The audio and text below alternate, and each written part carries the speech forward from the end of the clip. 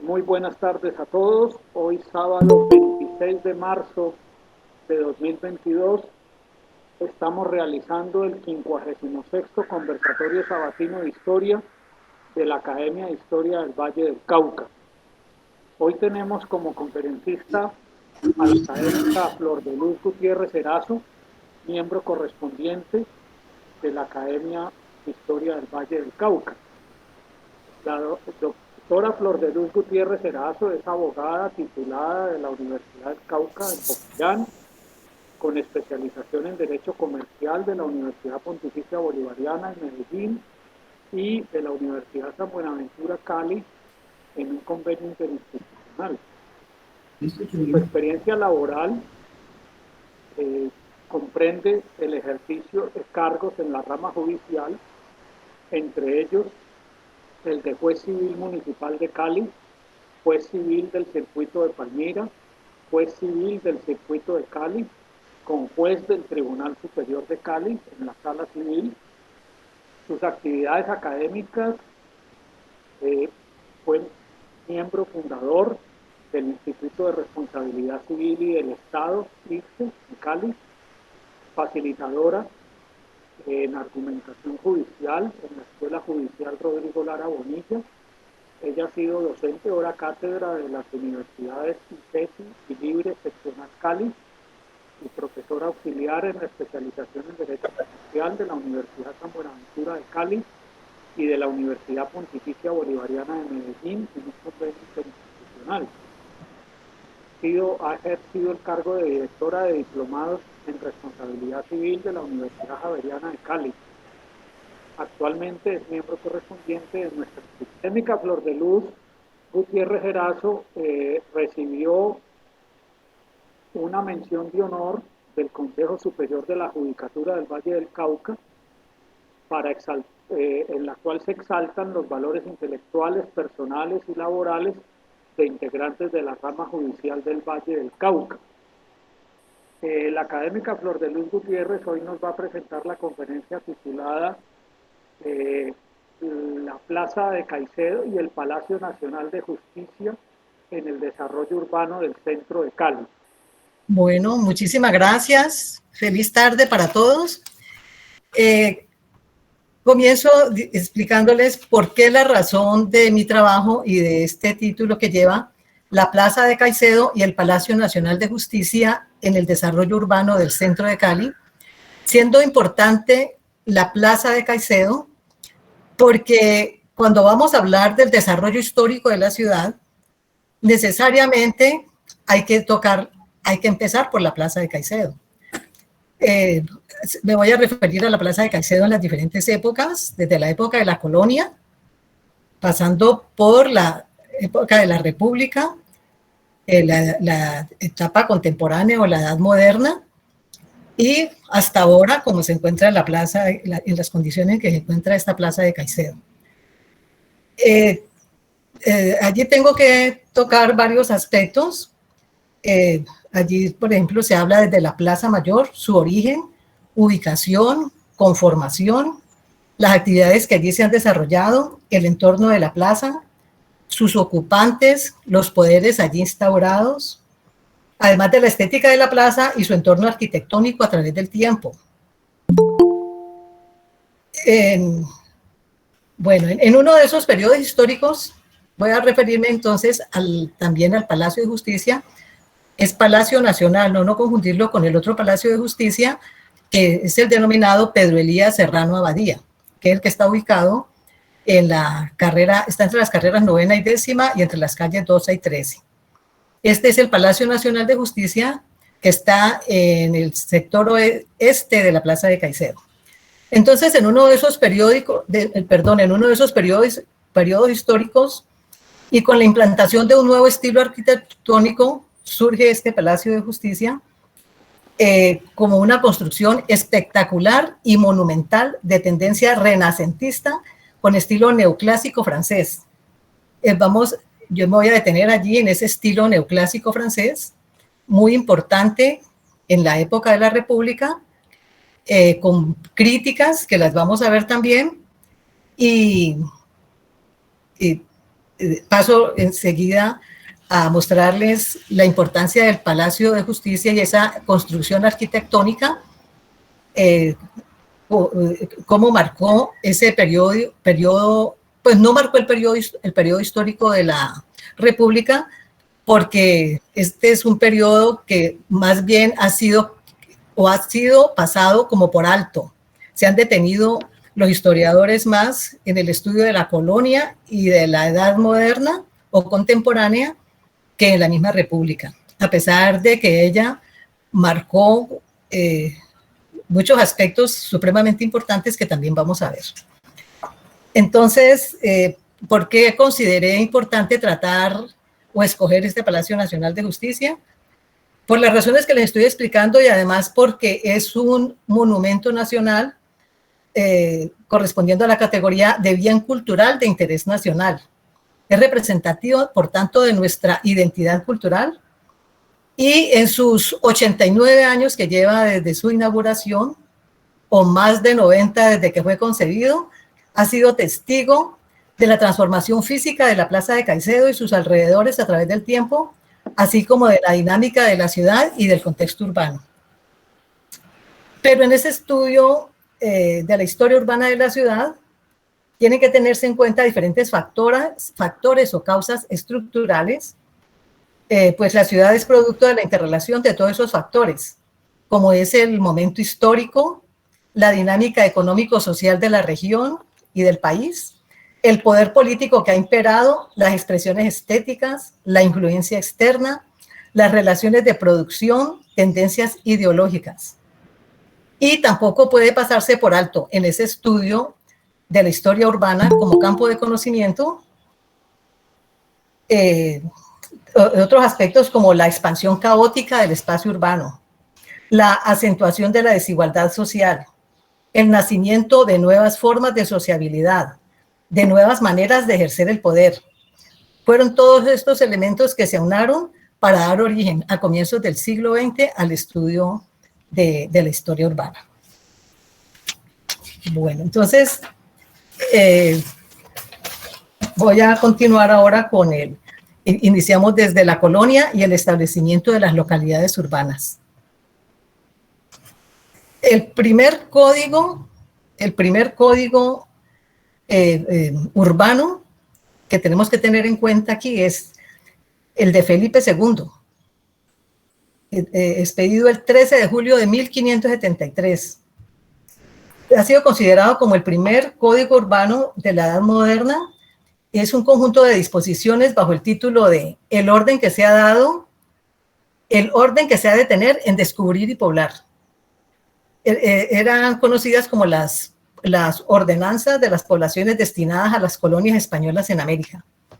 Estas ordenanzas son la expresión jurídica definitiva de actividades, derechos, costumbres y normas sobre las cuales ya había tradición en América y por esta razón reiteran, consagran o corrigen, pero siguen siendo las mismas normas que desde antes, como desde 1502, ya se venían aplicando en la conformación de las ciudades de América. Estas circunstancias se habían producido ya desde a lo largo del siglo XVI. Fue así como durante la época de la conquista, el establecimiento de localidades urbanas se llevó a cabo de acuerdo con las normas de la legislación de Indias, las cuales tenían en cuenta, entre otros asuntos, relativos a la escogencia del lugar y al acto de la fundación. Ya había una verdadera planeación. Vamos a ver, la ciudad y su región era considerada como una entidad funcional y con autonomía municipal a través del cabildo. El uso del suelo estaba regulado por normas de zonificación y sistemas de tenencia de tierra. Respecto a la Plaza Mayor, también existían lineamientos precisos, como también de los edificios públicos, las características de las viviendas, el ancho de las calles y el sentido de las mismas. Todo de acuerdo con las condiciones ambientales y los intereses de la corona. La historia del urbanismo en América, entonces, se remonta al siglo XV, con las primeras fundaciones que se hicieron a partir de la década del 90. Pero las instrucciones sobre la traza urbana, el sistema de calles y plazas como el que vemos allí en la pantalla, estas se hicieron digamos, donde se inicia la distribución de solares, el empleo de la cuadrícula, que es la principal característica, se encontraban ya aplicadas en las ciudades fundadas, como les dije ahora, ya desde 1502. Ya desde 1502 se observaba con la traza de Nicolás Obando en la nueva villa de Santo Domingo, que ya esto se había aplicado. Una de las primeras disposiciones sobre instrucciones fue la ordenanza que emitió Carlos V en 1526. En uno de sus apartes expresa: y cuando hagan la placa del lugar, repártanlo por sus plazas, calles y solares a cordel y regla, comenzando desde la Plaza Mayor y sacando desde ellas las calles a las puertas y caminos principales, y dejando tanto compás abierto que aunque la población vaya en gran crecimiento, se pueda siempre proseguir y dilatar en la misma forma. Esto fue lo que se hizo acá también, en la traza que allí vemos. Ya se va a notar, ahora les explicaré cómo la ciudad se expande, hacia dónde se expande y en qué forma. Entonces, estas ordenanzas fueron complementadas con un reglamento en 1529 y que se denominaba Instrucción y Reglas para Poblar. Y a ellas se añadieron en 1542 otras leyes nuevas, pero las ordenanzas de descubrimiento, nueva población y pacificación de Indias son las expedidas por Felipe II desde 1573. Desde este momento se completa la legislación urbana. Se repite entonces que desde 1502 ya se había generalizado el uso de la geometría regular. Eso fue lo que la geometría se inició en las fundaciones americanas. Existía consenso en la aplicación del orden geométrico en el trazado de los nuevos poblados, permitiendo prever y controlar el crecimiento de la ciudad, además de que hacía más equitativo el reparto de los solares urbanos y los terrenos rurales. Vamos a ver entonces ahora la reconstrucción hipotética de la traza urbana. Exacto, en la que estábamos, en la traza urbana de la fundación. Esta traza, bueno, este es un dibujo muy aproximado, porque el problema para el estudio del desarrollo urbano o histórico de la ciudad en Colombia es muy difícil porque no hay antecedentes de planos o muy pocos, y en Cali pues completamente nada desde su fundación hasta el siglo XIX. Entonces lo que se hizo, sí, los planos que se han encontrado han tenido problemas como son apócrifos o las fechas no corresponden, o bueno, han tenido problemas o son demasiado primitivos y técnicamente no han servido. Entonces, estos planos, estas trazas que se consiguieron a través de un estudio desde 1980, acá en Cali, estudiando el Archivo Histórico de Cali, estudiando también con aportes de historiadores de la región, y se logra hacer algo escrito después de reunir una serie de datos y de informaciones, y se programan ya a determinadas escalas, y se logra una traza, así como la que ven ustedes en la pantalla, en donde se muestra que Cali se conformó primero por esas tres calles que se ven allí, que van paralelas al río, y van esto es sur, norte, de este a oeste, y van atravesadas por otras 7 calles, sacando de allí 15 manzanas. De esas 15 manzanas, 10 fueron divididas para los primeros soldados. Como saben o sabrán, los primeros solares siempre fueron adjudicados a los conquistadores, ¿no? A los conquistadores y sus soldados. Ellos fueron la élite, ellos fueron los gobernantes, ellos fueron los que pusieron todas las condiciones. Esos lotes, digamos, solares, cada manzana era dividida en 4, o sea que les tocaba un cuarto a cada uno, más o menos de 2.000 metros cuadrados. Desde allí surge entonces la la forma como se extiende la ciudad. Aquí se busca como el núcleo, ¿no? Esencial, el núcleo donde nació la ciudad, la forma de ese núcleo, la extensión. Esa plaza tenía, dice que perimetral, 100 metros perimetrales, ¿no? Luego allá los arquitectos me explicarán porque no sé exactamente cómo es, y las calles tenían 6 metros más o menos de lo que medían las calles. Entonces, en la ciudad, desde allí, lo que ustedes alcanzan a ver, ahí estaba una fundición de oro, había también, ya había una carnicería. Este croquis es de 1540 a 1580, prácticamente el primero que se consigue. La ciudad empieza a extenderse hacia el sur, se hacía extensiva hacia el sur. Entonces, básicamente, esa es la primera traza. Hay otras que se hicieron ya más adelante, pero básicamente esta es la que nos da a nosotros la forma como podía extenderse la ciudad y en lo que esto repercute en las construcciones posteriores, y vamos a ver por qué razón, por ejemplo, esa monumentalidad que se buscó con el estilo neoclásico francés no se logró por una de estas razones que se encuentran en la Plaza de Caicedo o en la Plaza Mayor en esa época. Bueno, entonces continuamos con la Plaza Mayor. Como les dije, ese trazado se inicia desde la Plaza Mayor como elemento que estructuraba el espacio urbano y determinando su forma de configuración y crecimiento de la ciudad. Allí se realizaban, no solamente acá en Cali, sino que esto era generalizado en las fundaciones de América Latina, ¿no? de América conquistada. Y allí se realizaban múltiples eventos como el mercado público, ese que ustedes están viendo en la pantalla. Ese era un mercado público que se hacía finalmente, los viernes. Eso era una gran fiesta, era una congregación grande. Y bueno, luego me detengo allí en ese mercado.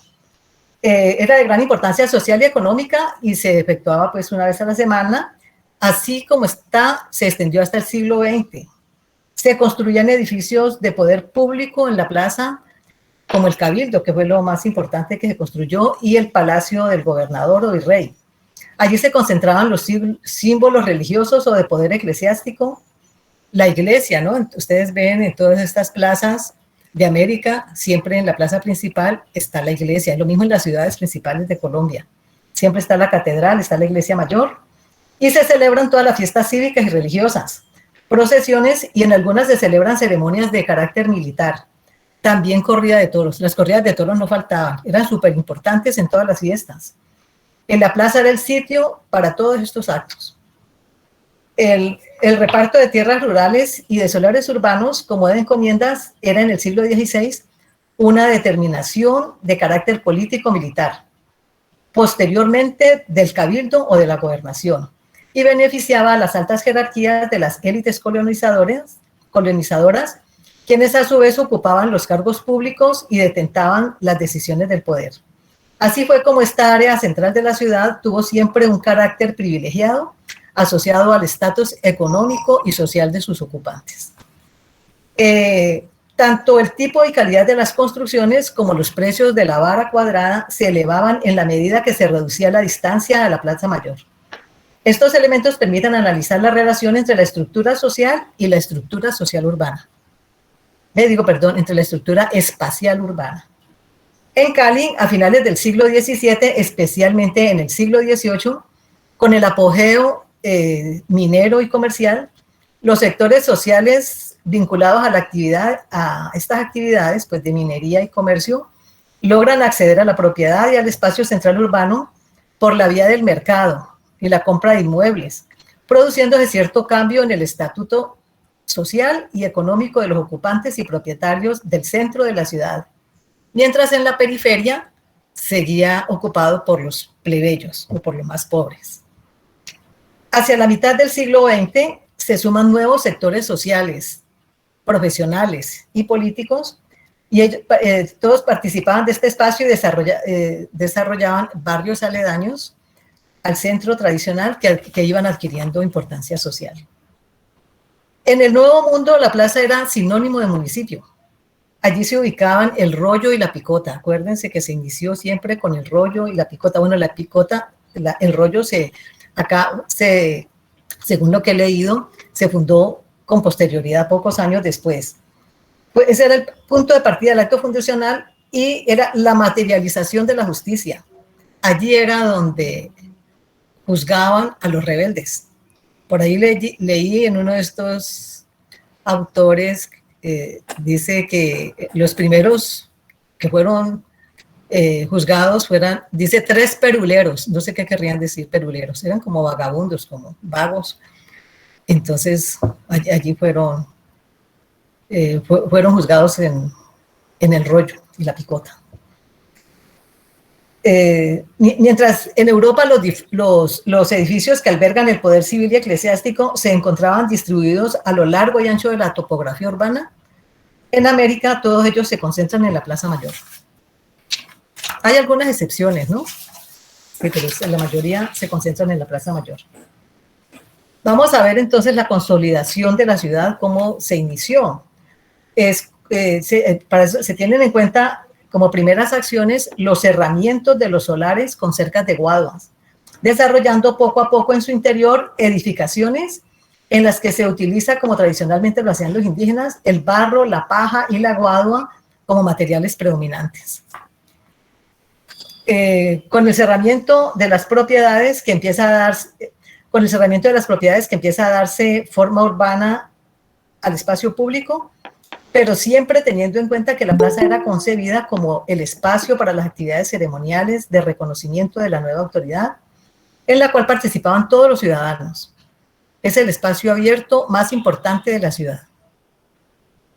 Los primeros edificios en consolidarse en la plaza fueron, como ustedes ven en la diapositiva, la iglesia de San Pedro o la iglesia matriz, desde 1574. Como construcción más importante del siglo XVI en Cali. Desde un comienzo se ubicó en el lugar donde se encuentra hoy, habiendo sido varias veces reconstruida. En 1911 recibió la categoría de catedral. También la casa municipal construida en 1575 en adobe cubierto y teja de barro, ubicada en el lugar donde hoy se encuentra el Palacio Nacional en la carrera 4 con calle 12, en toda la esquina. En otros costados de la plaza el proceso fue más lento debido a la escasez de recursos. En 1675 ya existían aún alrededor de la plaza edificios cubiertos con techo de paja. Todavía en 1675. El espacio de la Plaza Mayor Colonial permaneció vacío inicialmente para permitir los múltiples usos, siendo así como se identificó la variedad de actividades que se llevaban a cabo en esta plaza. En 1674, el Cabildo estableció un mercado semanal el día viernes y así se obligaba a los cultivadores de las encomiendas a vender sus productos en ese sitio. Allí acudían los vecinos de todas las clases sociales. Era un día especial. Eso era como una gran visita colectiva. Era un mecanismo de socialización. Allí se hablaba de mercado, se hablaba de política, se hablaba de chismes. Bueno, era muy especial ese día viernes en la plaza. La plaza en el día del mercado es el lugar y el momento en que emerge la totalidad social compleja de la ciudad colonial, donde se mezclan prácticas e instituciones y se congrega el vecindario para lo mercantil y para lo demás, ¿no? Entonces, también hay que tener en cuenta la configuración que siguió la Plaza Mayor, teniendo en cuenta que desde allí salían los diferentes caminos que en una forma de T, salían hacia el norte para Buga, Cartago y Roldanillo, y por el sur para Popayán, para el occidente para Buenaventura. Entonces, esto formaba una T y en esa forma también se fueron configurando los caminos y se fue extendiendo la ciudad. Observada la relación entre la estructura social y la estructura espacial urbana, se puede decir, bueno, se pueden diferenciar desde un comienzo como el eje que divide las clases sociales.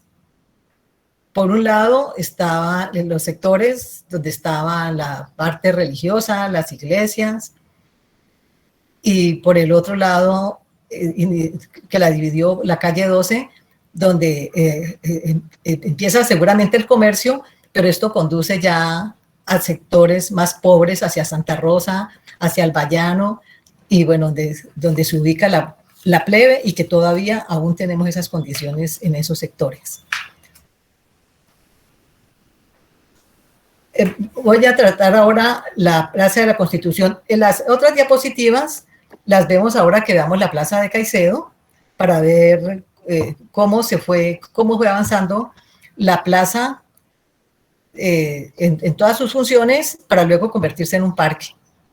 Entonces, en cuanto a la Plaza de la Constitución, ¿por qué se llamó así Plaza de la Constitución? Tengo que decirles que sí, estas diapositivas, les explico luego cuando veamos la Plaza de Caicedo. Entonces, estas actividades que se llevaban a cabo en la plaza, a ellas tenían derecho todos los ciudadanos. Al comienzo en un principio hubo mucha discriminación, pero como era tan poca la población, escasa la población, pues tuvieron que aceptar a los mestizos, a los indígenas, a los que no querían aceptar, porque en un principio era la élite la que funcionaba y la que estaba en la plaza, pero muy pronto les tocó aceptar esta situación. Volviendo a las actividades desarrolladas en la plaza durante la colonia, vemos que todos los ciudadanos podían participar en ellas. Los hechos más importantes de la historia de la ciudad se desarrollan en ese espacio. Ejemplo de ellos fueron los primeros brotes independentistas. En 1743, que fue el castigo conferido debido a esa rebeldía, hubo castigos conferidos en el rollo a esta expresión de rebeldía. Cualquier mensaje de la población y para la población es emitido en la Plaza Mayor, y los de mayor trascendencia tienen incidencia sobre su marco físico. Así, en 1813, en la celebración de la Jura del Rey de Fernando VII, el Cabildo Realista manda a fijar en un costado de la plaza, o sea, donde está actualmente el Palacio de Justicia, manda a hacer una placa donde se reafirma el dominio de la monarquía española. Y esa placa tallada, esto es en piedra, y allí dice Plaza de la Constitución jurada en 14 de noviembre de 1813. Esta está colocada ahora actualmente en el Palacio de Justicia, en la entrada, pero en esos momentos había sido colocada en otro lugar, y los rebeldes la quitaron, la arrancaron y la enterraron. Después fue encontrada esa placa. Esta placa simboliza una nueva fundación en cuanto reivindica mediante el mensaje imborrable grabado en piedra la razón de ser de ese lugar. La razón de ser era rendirle tributo al rey de España. A partir de ese momento, la plaza ya se denomina Plaza Mayor. Perdón, se denomina Plaza de la Constitución, deja de ser Plaza Mayor, Plaza de la Constitución. Esta placa fue arrancada durante la insurrección patriótica el 22 de diciembre de 1813, o sea, pocos días después de haber sido colocada.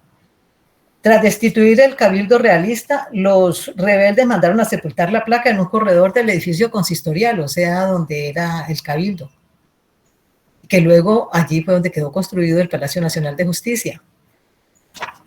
La enterraron para no volverla a ver. Sin embargo, en 1886, durante los trabajos de refacción, se encontró la placa, y años después se ubicó nuevamente en el lugar donde lo hicieron por primera vez los realistas. Para la construcción del Palacio Nacional de Justicia fue demolida la antigua casa consistorial, y la placa fue recuperada y está colocada ahora en el Palacio, en la entrada del Palacio Nacional de Justicia. Vamos a ver entonces, ahora sí, la nueva estética de la Plaza Mayor, para hacer posteriormente fue Plaza de Caicedo. Fue pasando de plaza a parque.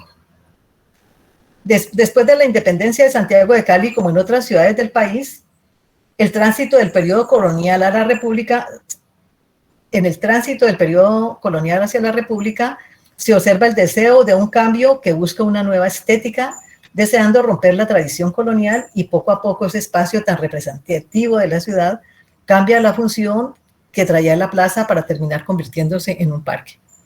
Siempre desde un comienzo, desde la independencia, siempre la clase dominante quiso dejar atrás lo colonial, quiso cambiar. Entonces aquí se empezó por el parque y de esta manera se fueron restringiendo las actividades que allí se llevaban a cabo. Se acabó, por ejemplo, primero salió de la plaza el cementerio. En 1828 ese cementerio estaba al lado de la iglesia de la catedral, y entonces fue trasladado a un lote aledaño a la capilla de San Nicolás, para posteriormente ubicarlo fuera de la ciudad en cumplimiento de la Ley Segunda de Recopilación Granadina, donde permaneció hasta 1852. Encontré que cuando estuvo fuera, en las afueras de la ciudad, esto era un ejido de Agua Blanca. Entonces por allá estuvo el cementerio y luego se traslada en 1852 a la carrera primera con calle 28. En 1895 se inicia la construcción de una nueva plaza de mercado, o sea que ya sale la plaza, ya no sigue siendo el mercado, la fiesta alegre de los viernes. Entonces ya esa galería que se construyó posteriormente fue demolida y se dispersó en las diferentes galerías que hoy tenemos, como son la de Santa Elena, Alameda, Siloé y El Porvenir. Casi simultáneamente fue inaugurado en 1895 el Matadero, reemplazando el que ya existía en la calle 15 con carrera quinta. En 1875 se prohibieron las carreras de caballos y las corridas de toros y las fiestas. Es así que ese espacio amplio y abierto, destinado para diferentes usos, fue cambiando su función. Ya no era un lugar abierto, dejando de ser el lugar de congregación. En 1875 se instala una pila en el centro de la plaza y se siembran árboles. 13 años después, se autoriza el cerramiento con alambre de púas. Y en 1898 se decreta ya la creación del parque. Y 9 años después, la Sociedad de Mejoras Públicas inicia la construcción de dicho parque y lo prepara para que la ciudad celebre dignamente las fiestas con gran pompa para el primer centenario de la independencia. Se sembraron árboles frutales. Allí donde ustedes ven en la pantalla había árboles frutales, no eran palmas. Luego esos árboles los quitan porque generaban mucha basura. Fue adoquinada la plaza y los caminos, y también los caminos que conducen a ella. Todo esto porque se generaba mucho barro y bueno, como se hacían procesiones allí, empantanaban y ensuciaban las sotanas de los sacerdotes. En 1916 se importó de Alemania una reja ornamental. Ustedes ven allí la reja, ahí se alcanza a ver, en hierro para encerrar el parque. También se construyó allí un kiosco para retretas.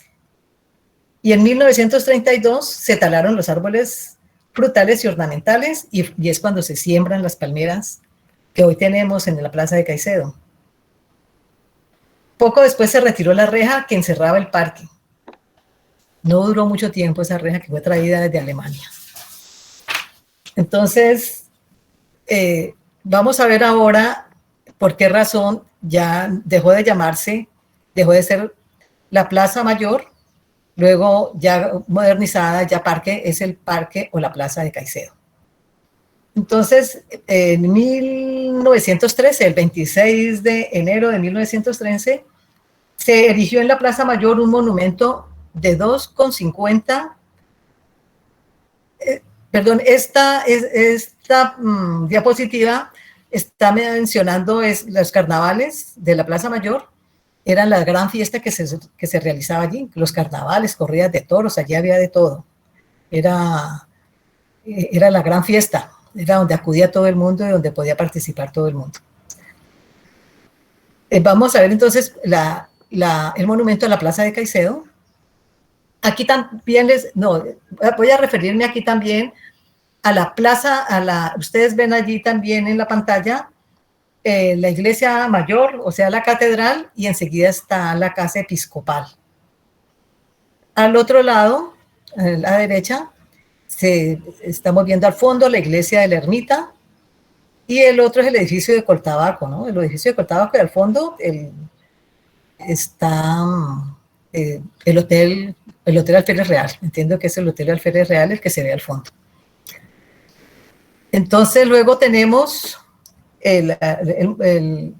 bueno, esta diapositiva es importante tenerla en cuenta porque miren, en el centro donde se ve agua, esas eran acequias de aguas negras.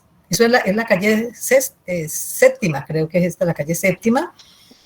Y allí está donde actualmente, a la izquierda, donde está actualmente el Palacio Arzobispal, y a la derecha, donde están los niños posando, en la Sociedad de Mejoras Públicas actualmente. Entonces, y las calles empedradas, ¿no? Esto nos muestra mucho la realidad como existía en ese momento. Bueno, entonces, vamos a ver la estatua, el monumento a Joaquín de Caicedo y Cuero. Este monumento se erigió el 26 de enero de 1913.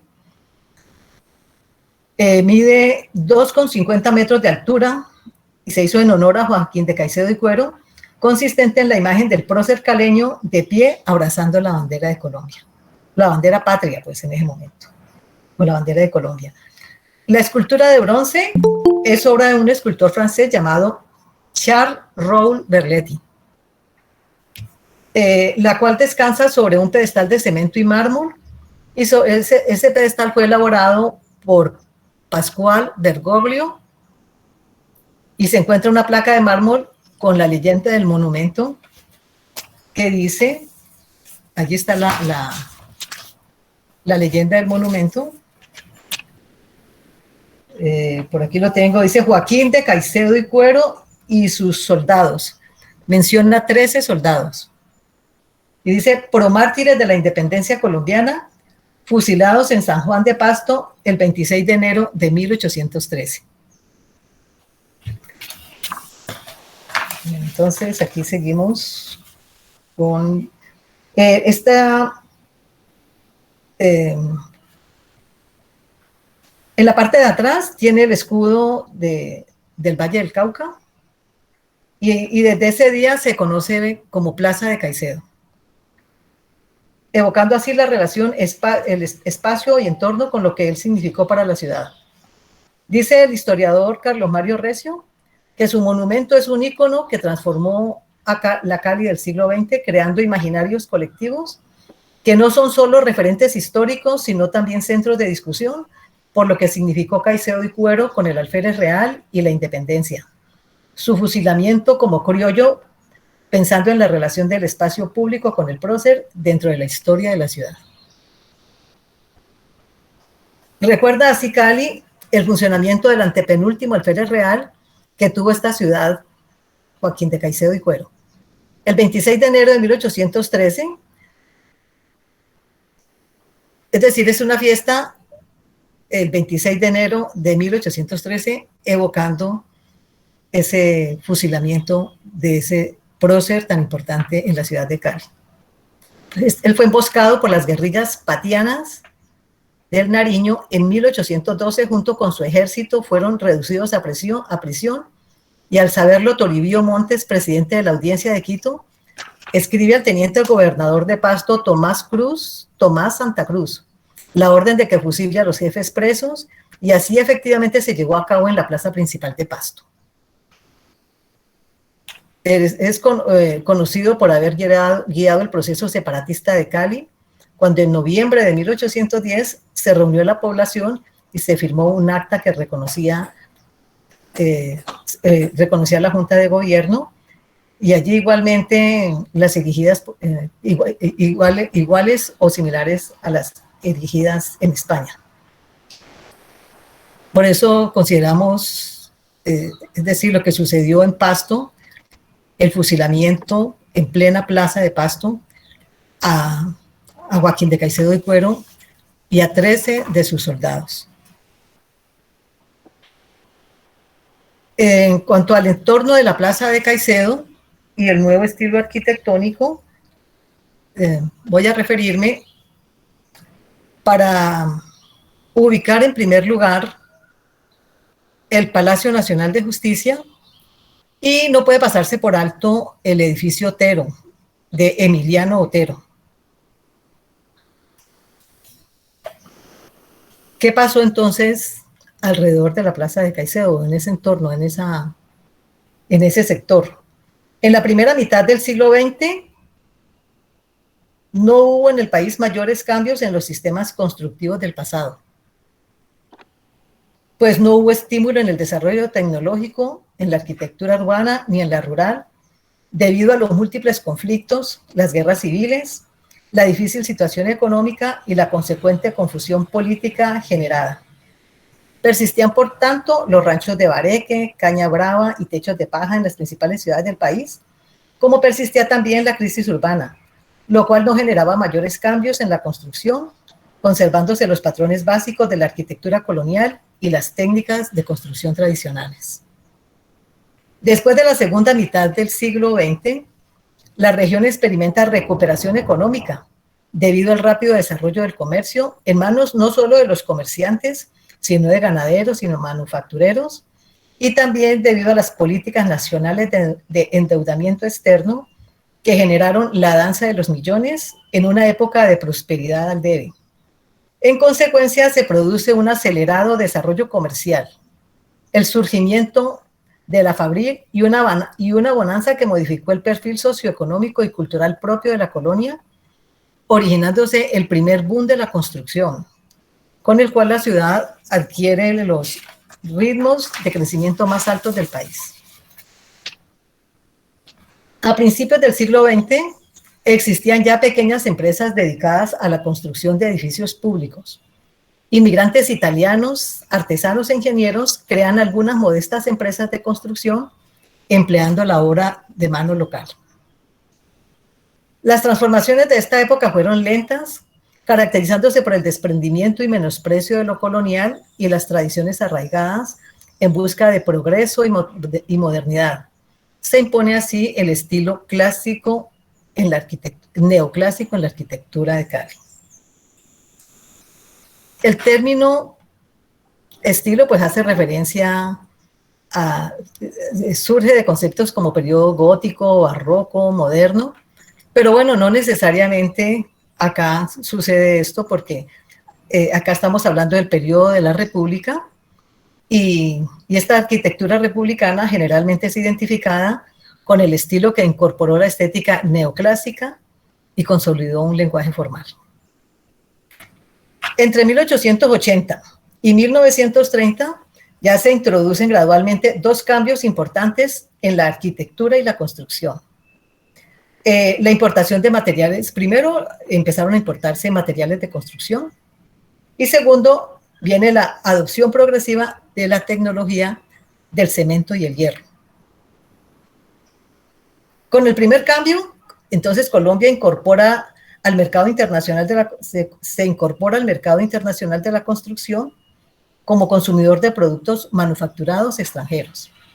No solamente se trata de materiales básicos como el hierro y el cemento, sino también de materiales secundarios como era la hojalata, el zinc, la porcelana sanitaria, azulejos, tuberías y otros. Con el segundo cambio se forma una mano de obra especializada en su uso desde el arquitecto y el ingeniero hasta los maestros de obra.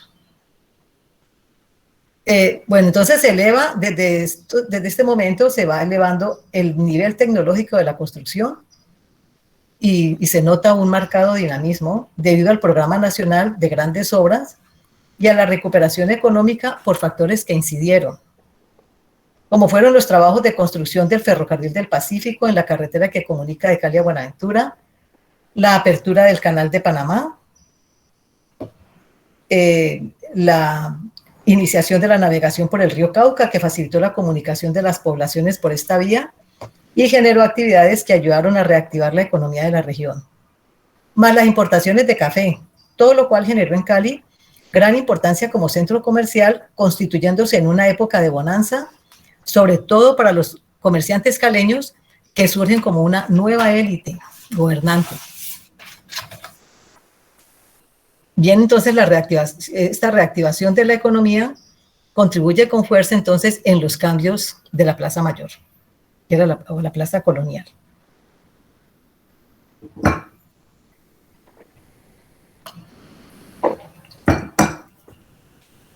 Mientras tanto, en la República se inicia la construcción de edificios gubernamentales, cuya máxima representación la tenemos en el Capitolio Nacional. Este Capitolio, bueno, tiene su historia propia, algo de referencia voy a hacer a ella. Pues este fue símbolo de la democracia, cuya como máximo representante de, bueno, la construcción de este edificio del Capitolio significó como un nuevo estado, de mucho orgullo, ¿no? Es un proyecto de Thomas Reed, un británico, y se inició en 1847 y tardó 80 años su finalización, y terminó en 1927. Esta construcción tuvo inconvenientes porque cuando se buscaron los lotes, es decir, el terreno que se quería utilizar, ya habían sido vendidos muchos lotes, y esto trajo demoras, bueno, la situación económica, trajo el material que se utilizó, importado, una piedra especial, no sé cómo se llama, una piedra tallada, que luego fue utilizada también en las construcciones siguientes. Este Capitolio fue modelo para las construcciones gubernamentales o institucionales que se hicieron posteriormente. Fue este estilo arquitectónico, después, con similar estilo arquitectónico, se construyó el Teatro Municipal, que fue diseñado, el Teatro Municipal en Cali, diseñado en 1917. Luego, en 1922, don Emiliano Otero sustituye su casa de la Plaza de Caicedo por el edificio Otero. Allí lo ven en la pantalla. Compitiendo en altura con la iglesia de San Pedro, y se alteró así el nivel colonial de la plaza. Todo ese lado este de la plaza, este o oeste de la plaza, llamó mucho la atención esta arquitectura francesa, le llamaban el costado francés o el lado francés. En 1926 comienzan los trabajos del Palacio Nacional de Justicia, siendo en ese momento el edificio más alto de la ciudad, transformando así el costado este de la plaza. Continúan en el mismo año los trabajos de construcción del Palacio Episcopal, que está ahí enseguida de la plaza de la catedral, perdón, el Palacio Episcopal.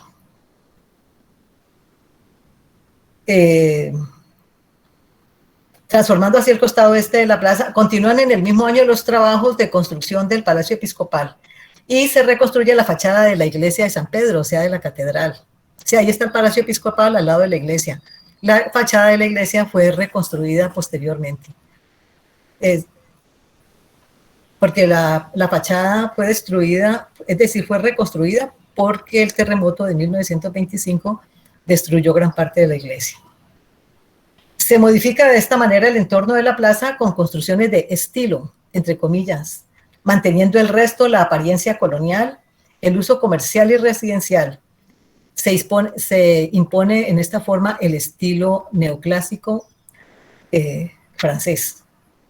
Miren esa fotografía muy hermosa donde está el Palacio Nacional de Justicia y el edificio Otero en ese costado este de la plaza.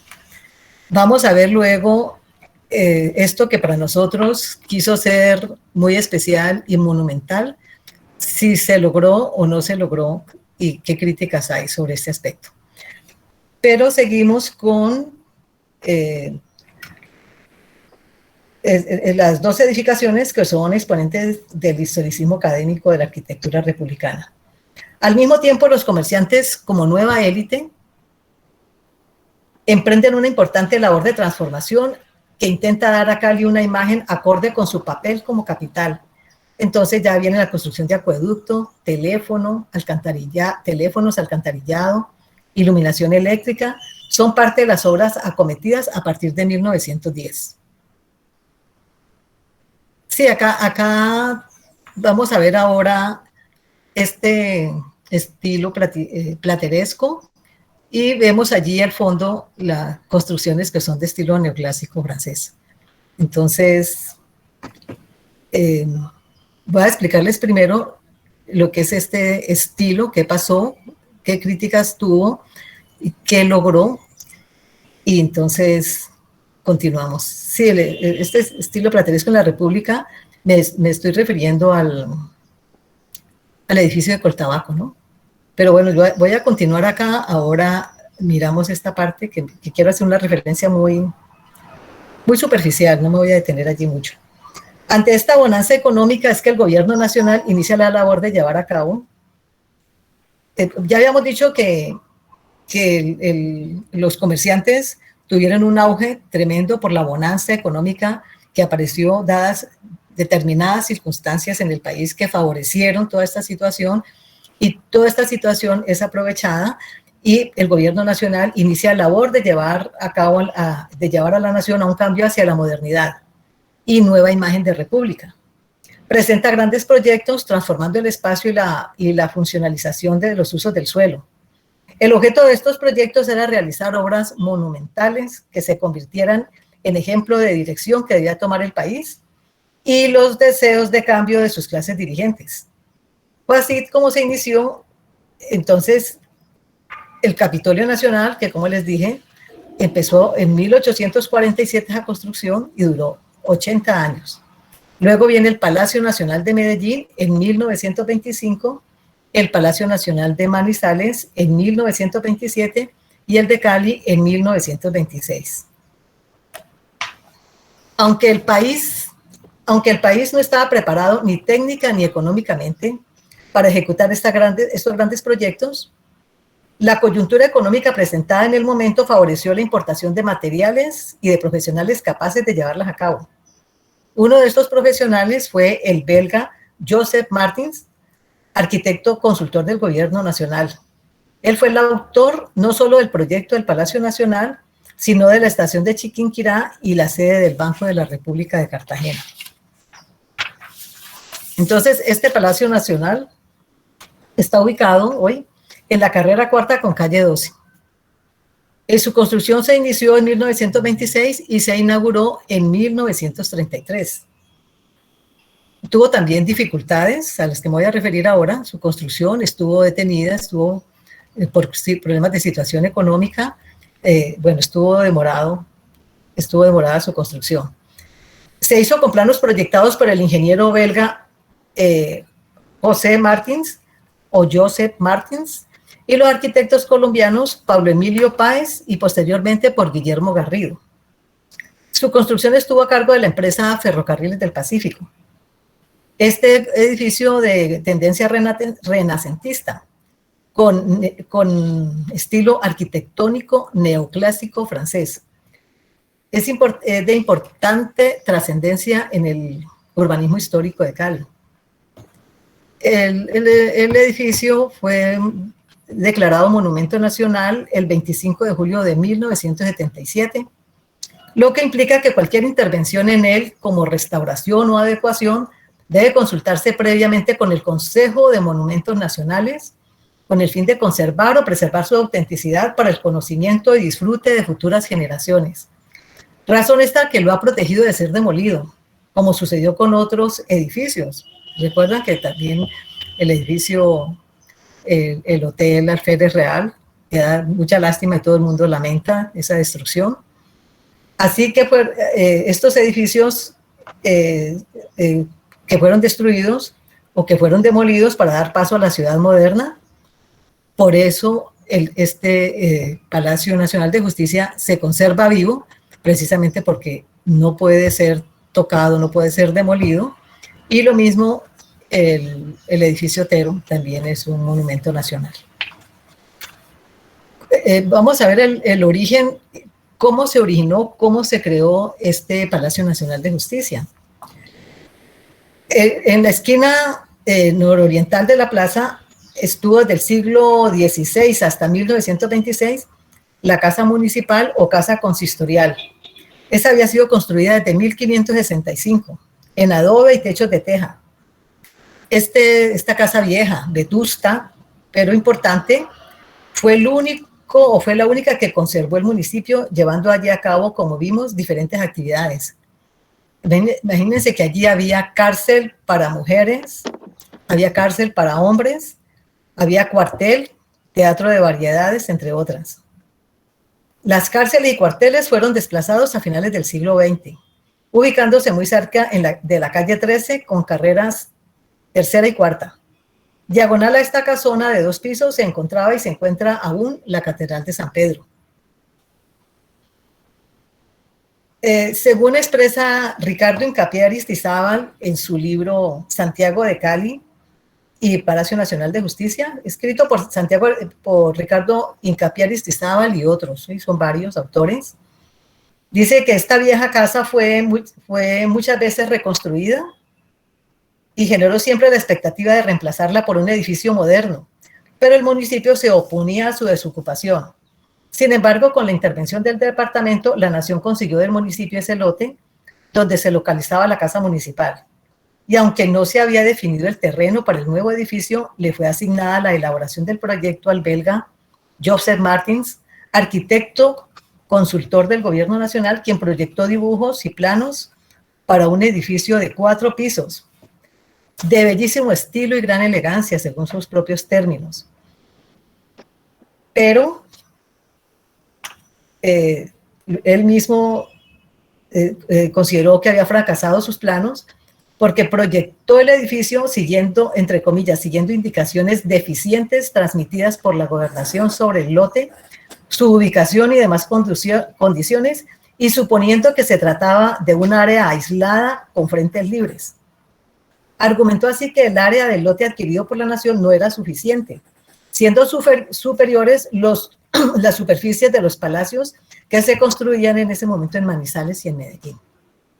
Pero aunque se pretendió adquirir un predio de mayor extensión, ya no era posible porque ya don Emiliano Otero construía en ese momento un palacio en ese predio de la esquina de la carrera quinta con calle 12, lográndose solo comprar 2 propiedades contiguas al sur de la casa municipal, con las que se lograron 2.500 metros más de superficie.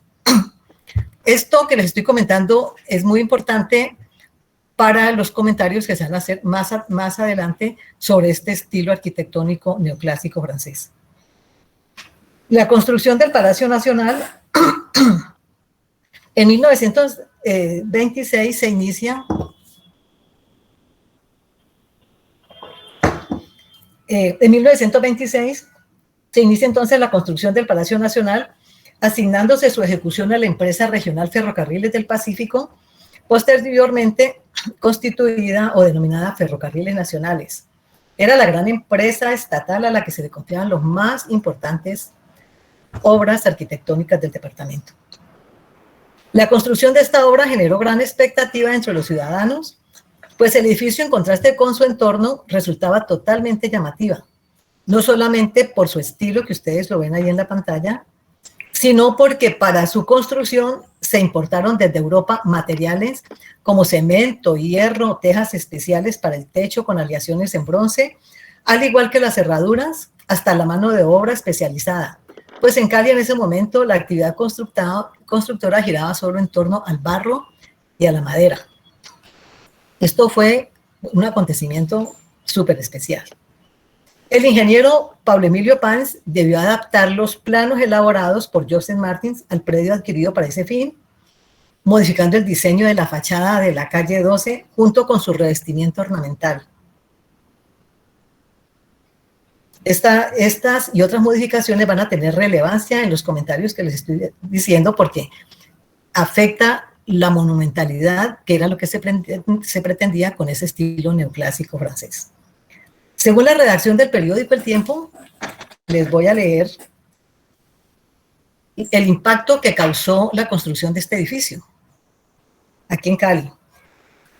No, primero el periódico El Tiempo hace mención a en qué consistía esta construcción, qué tenía, cómo se había construido, bueno, entra en algunos detalles en una nota del 12 de mayo de 1997 de Pablo Emilio Páez, de Francisco. Dice, el edificio se construyó sobre un área de 2.455 metros cuadrados. Se componía de 5 plantas con un sótano y 4 pisos para administración, correos, ferrocarriles, hacienda, auditoría, fiscalías, zona militar y rentas. En total, 28 oficinas. El costo que manejó el doctor Páez fue aproximadamente de 885,000 pesos de aquellos tiempos, más el costo de los ascensores. Este ingeniero y arquitecto fue el mismo director de la obra del Hotel Estación de Buenaventura y la Capilla de la Ermita de Cali. 3 obras que el Valle nunca olvidará. Este edificio se sigue conservando. Ahora vamos a ver las diapositivas internas del Palacio Nacional de Justicia, como se encuentra hoy, que está en perfectas condiciones. A ella me voy a referir más adelante. Merece destacarse el hecho de que para la construcción fue necesario importar cemento del extranjero, de la famosa marca Atlas, la cual venía entonces en barriles hunchados y cubiertos de tal manera que no pudiera penetrar el agua marina. Además se importaron para el techo unas tejas especiales, las cuales estaban fabricadas a base de una aleación de cobre que les daba gran firmeza y eran de tamaño regular que exigía cierta maestría para su colocación. Es decir, todo lo traían del extranjero, los materiales, los constructores y mano de obra local se utilizó muy poco. Por ejemplo, los carpinteros de Cali fueron los que elaboraron las puertas del Palacio Nacional de Justicia en madera. Para la construcción de las cornisas del edificio fue necesario contratar empleados constructores de nacionalidad italiana y ampliamente calificados. Las puertas fueron fabricadas con las mejores maderas de cedro por ebanistas caleños, pero las cerraduras fueron importadas de Inglaterra. Les voy a mencionar aquí la nota que trae el periódico El Relator en esa época para mostrar a la ciudad, es decir, el orgullo con esta construcción, lo que consideraron majestuoso, monumental y el impacto que causaba. Dice así el relator, el 19 de marzo de 1927, y muestra el impacto de la construcción de la ciudad. Quien penetre a los trabajos de construcción del Palacio Nacional y quien ascienda por el esqueleto de la torre podrá darse cuenta ya de la magnitud de este edificio, que será sin duda en su género uno de los mejores del país. En una amplia área en el centro mismo de la ciudad empieza a perfilarse la armazón,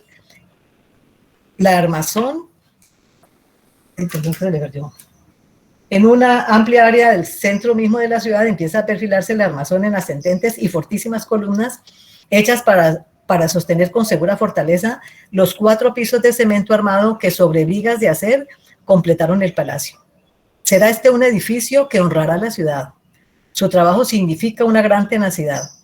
El palacio será el edificio más alto de Cali. Baste decir que el segundo piso solamente tendrá el nivel de altura del edificio Otero, de tal suerte que su capacidad será extraordinaria, lo que permitirá una completa organización en todos los ramos de la administración pública.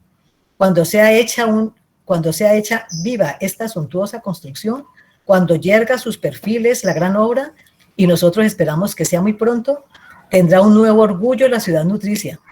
Definitivamente hemos entrado por el camino de las grandes realizaciones y de las construcciones magnas, dice el periódico El Relator en esa época.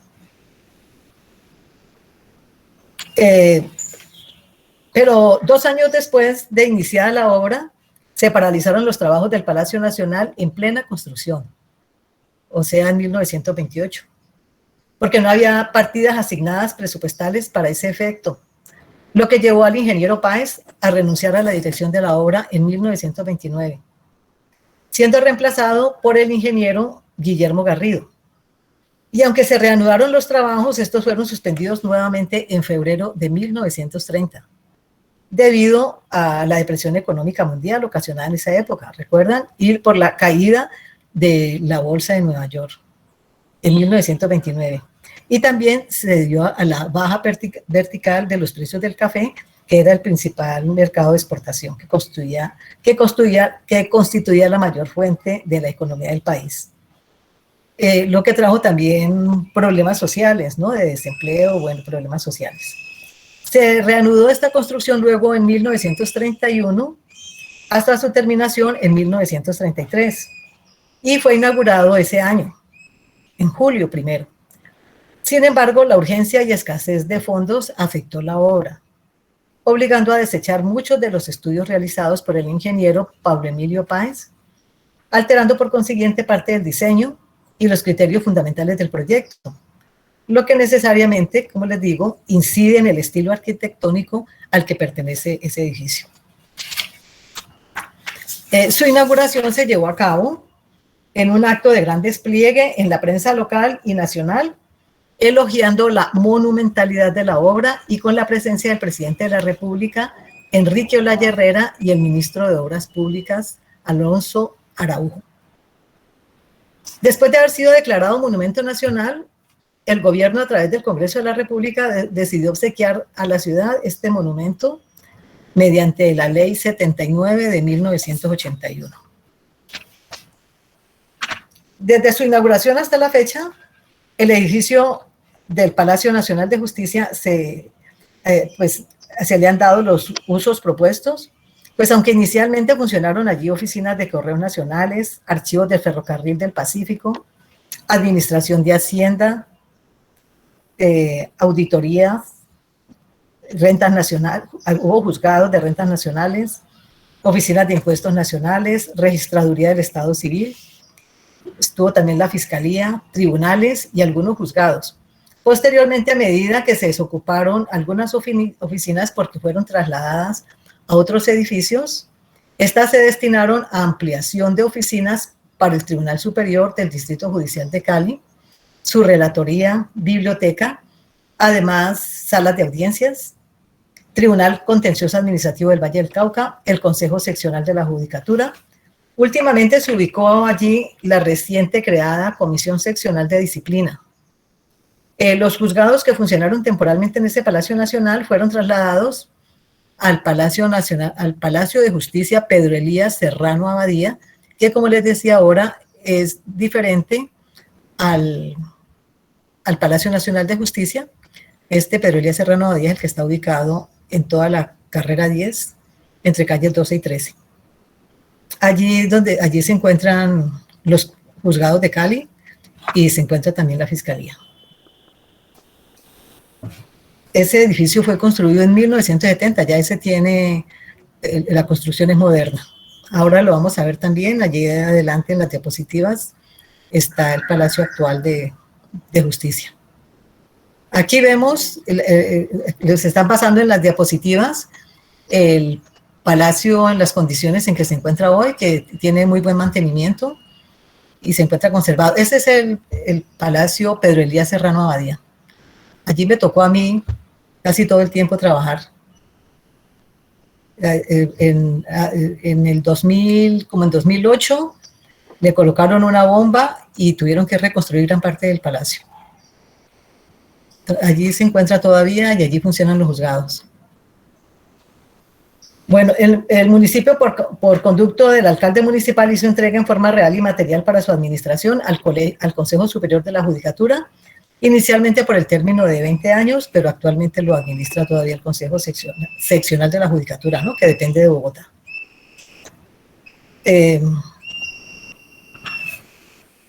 Pasamos, entonces, esta parte, quiero decirle, aprovechando esta diapositiva, el palacio se encuentra en perfectas condiciones de mantenimiento, pero fíjense que esta parte superior, estos adornos que tiene el cielo raso, no se los vi, yo fui personalmente, tomé fotos, las fotos que ustedes vieron ahora, y esto no se ve, pues eso ha sido modificado, pero de resto está muy bien conservado. Vamos a ver entonces este estilo del palacio, que es neoclásico francés, en qué consistió y cómo llegó a nuestras regiones y qué pasó con ese estilo neoclásico francés, cómo llegó y cómo desapareció. Pues quedan las construcciones muy hermosas que tenemos, pero que no lograron la monumentalidad que pretendida como copia que se traía de Europa. Ahí está el palacio, miren las rejas, la puerta de entrada, las lámparas, miren esta parte superior de las columnas, muy bien construido, es súper fuerte, y ya cumple 90 años, y está muy bien tenido, como les digo. Afortunadamente, este palacio se conserva, como se conservan las construcciones de la Plaza de Caicedo, porque otros sí fueron acabados y fueron demolidos y bueno, no quedó sino la historia, qué pesar. En cuanto a este estilo arquitectónico del Palacio de Justicia, y podemos decir que el edificio Otero, cuando el edificio Otero tiene más un estilo barroco, pero es de la misma época republicana también. Sí, acá ya está el palacio, pero en la época moderna, porque tiene edificios alrededor. Ahora vamos a ver también esa parte moderna, y ya acá la forma de la plaza. Bueno, ahora vemos ya esta parte moderna de las construcciones. En cuanto al estilo arquitectónico neoclásico republicano de la época, entonces vemos cuál es su origen, cómo surgió. Voy a poner mis gafitas ya aquí. La arquitectura de origen francés, llamada también republicana, neorrenacentista o neoclásica, tuvo su auge en Europa mediante mediados del siglo XVIII y comienzos del siglo XIX. Se caracteriza por el retorno de las formas griegas y romanas, afirmación de grandeza y armonía basadas en la más estricta simetría de los elementos rítmicos de las fachadas y una excesiva exuberancia ornamental. Ese edificio del Palacio de Justicia no logra todas estas características, sobre todo la simetría, los ejes. Bueno, yo he leído algunos comentarios, pero de todas maneras es un edificio muy lindo, ¿no? Muy elegante y muy atractivo. Este estilo arquitectónico surge en la Nueva República como consecuencia del auge económico de la época, que llevó al enriquecimiento de muchos comerciantes que estimularon el crecimiento y la prosperidad de la región, adquiriendo tierras y dando inicio a la modernización de la ciudad, fortaleciendo la arquitectura como símbolo de progreso, pero despreciando las tradiciones de la vida provinciana, porque la colonia, es decir, despreciaron todo lo antiguo, lo colonial, inclusive los mismos elementos de construcción que se utilizaban. Quisieron modernizar, quisieron progresar, quisieron mostrar otra cara. Entonces, la ciudad para la segunda década del siglo XX, cuando entra en auge este estilo, tenía ya una población de 75,000 habitantes. ¿Cómo surgió entonces este estilo en Europa? Hacia mediados del siglo XVII se desata en las principales capitales imperiales de Europa una competencia entre diversas familias reales, llevando sus rivalidades hasta los campos de la estética. En esta competencia entre coronas surge un urbanismo monumental apoyado en una arquitectura y una escuela escultórica de exaltación de la magnificencia monárquica y de su prodigalidad. Este edificio bueno, se pronuncia, no sé, Somerset House de Londres, Lo he traído acá porque es el más similar al Palacio Nacional de Justicia. No se sabe exactamente de dónde se copió, porque dicen también que el Louvre de París, pero a mí y hay varias, es decir, hay varios comentarios, varias suposiciones, pero a mí me parece que el más parecido es este. Entonces, siempre las construcciones, esta es una arquitectura siempre copiada del exterior, más que todo de Francia, y eso es lo que quiero resaltar. Allí traigo también otros edificios de Europa, pero ahora les comento, porque qué era lo que se pretendió allá. Era la monumentalidad que la lograron, mientras que acá no se logró por las circunstancias que les voy a comentar ahora. Hacia mediados del siglo XVIII, no, perdón, del siglo XVII, se desatan las principales capitales imperiales de Europa, una competencia entre diversas familias reales, llevando su rivalidad hasta los campos de la estética. En esta competencia entre coronas surge el urbanismo monumental, apoyado en una arquitectura y una escuela escultórica de exaltación, de magnificencia monárquica y de su prodigalidad. En la nueva república, el deseo de cambio de la clase dirigente hacia la modernidad llevó a querer imponer el estilo arquitectónico neoclásico que estuvo vigente en Europa hasta principios del siglo XIX. Pero no se tuvo en cuenta, miren la falla acá que sucedió. No se tuvo en cuenta que no estaban dadas aquí las mismas condiciones que permitieron en Europa la monumentalidad lograda. De allí las consecuencias a las que hace referencia el urbanista francés Jacques April-Nisset. Yo voy a hacer aquí una referencia larga de él porque me encanta cómo escribe, la claridad y la crítica que hace, y con mucha autoridad. Él hace importantes comentarios y un análisis crítico con verdadera autoridad en la materia por sus conocidos estudios sobre las ciudades colombianas y sus importantes aportes al urbanismo de nuestro país.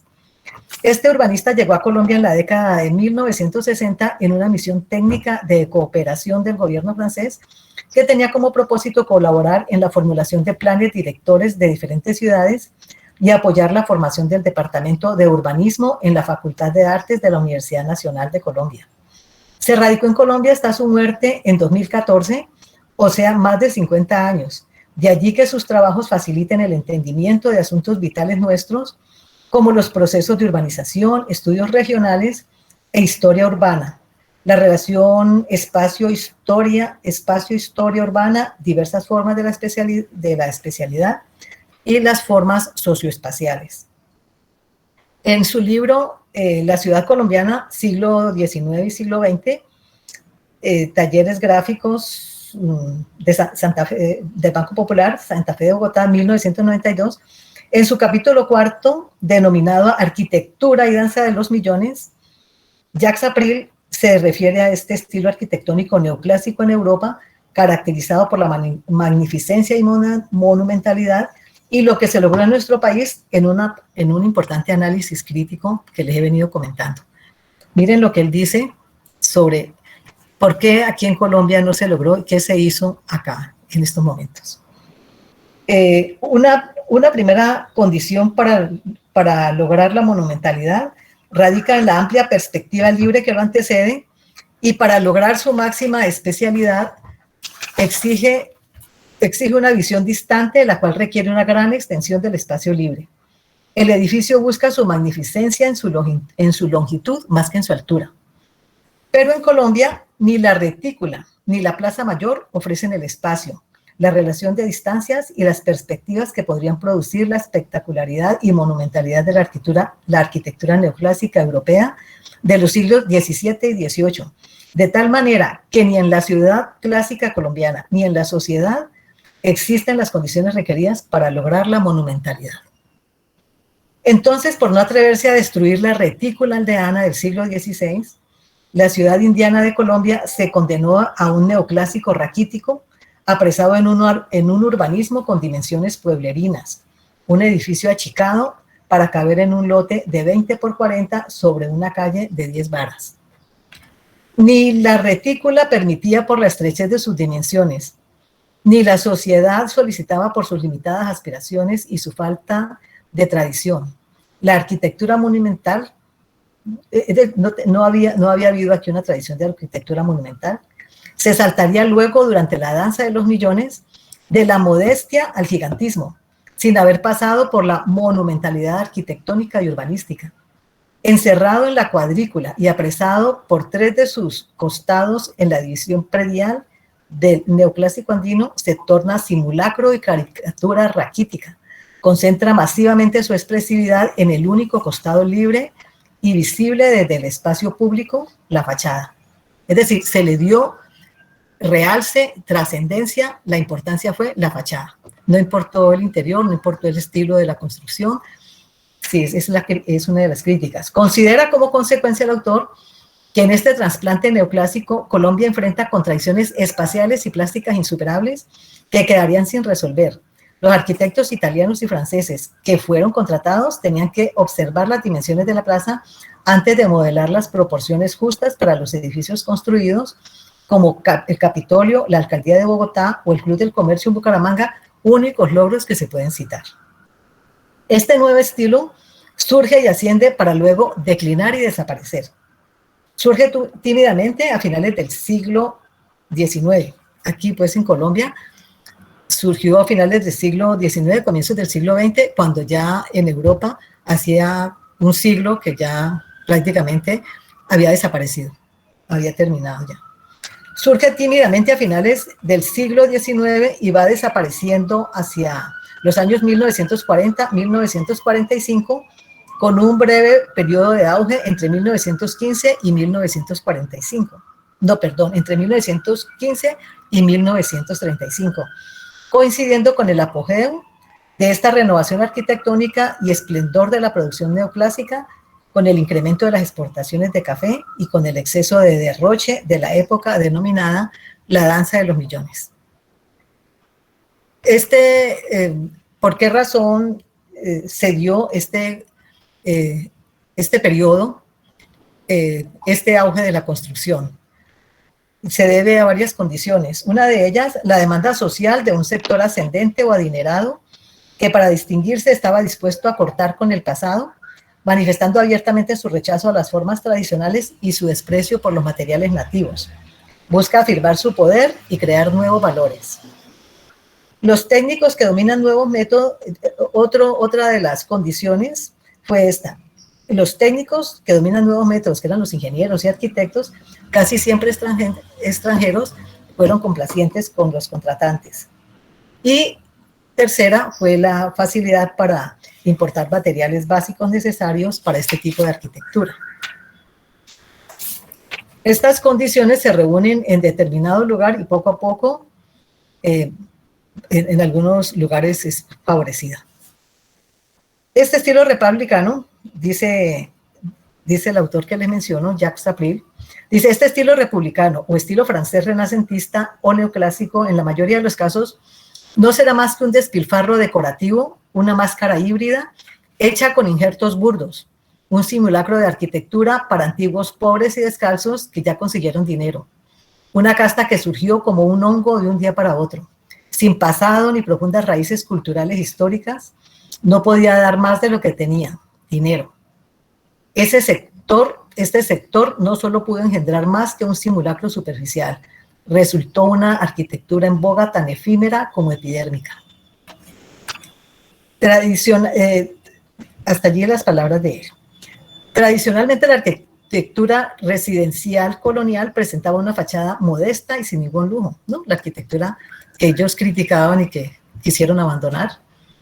Tenía una fachada modesta y sin ningún lujo, tenía una mayor riqueza expresiva, discretamente encerrada en sus espacios interiores y privativos, más que en la fachada, es decir, era más íntima que pública.